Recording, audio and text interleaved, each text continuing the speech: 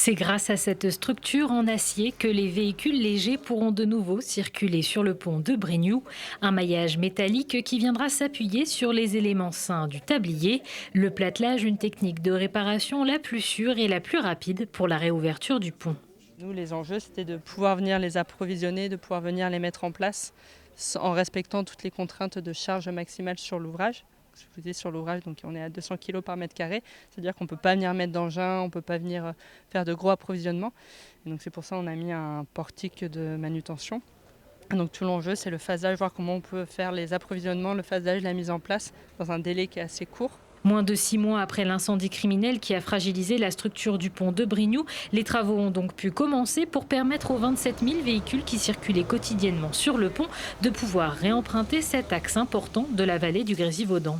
Notre urgence était de trouver des solutions techniques que nous avons trouvées avec la mise en place d'un plancher qui va venir s'appuyer sur les pièces béton qui, après expertise, n'ont pas ou moins été impactées par l'incendie. Je redis que le lendemain de l'incendie, nous avions encore 70 degrés de température sur le tablier. Donc c'est pour montrer comme cet attentat a été d'une violence extrême sur l'ouvrage. Malgré ces travaux, les poids lourds ne pourront pas emprunter le pont pour des questions de résistance du platelage. Des portiques seront posés de chaque côté du pont pour s'assurer que les véhicules de plus de 3,5 tonnes et de 2,50 m de haut ne circulent pas sur le pont.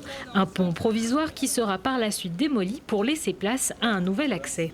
D'ores et déjà, nous avons lancé les études pour la construction d'un pont définitif en amont de celui-ci. Alors le positionnement sera définitif lorsque toutes les études auront été faites. Mais sur ce pont définitif pourront passer bien évidemment les voitures, bien évidemment les poids lourds, mais aussi les vélos, les piétons et les cargos vélos. Donc ce sera un équipement complet. Coût total du chantier 1 million d'euros, une somme entièrement prise en charge par le département de l'Isère. Le pont de Brignoud devrait rouvrir pour la fin de l'année. Quant au pont définitif, celui-ci devrait voir le jour en 2026.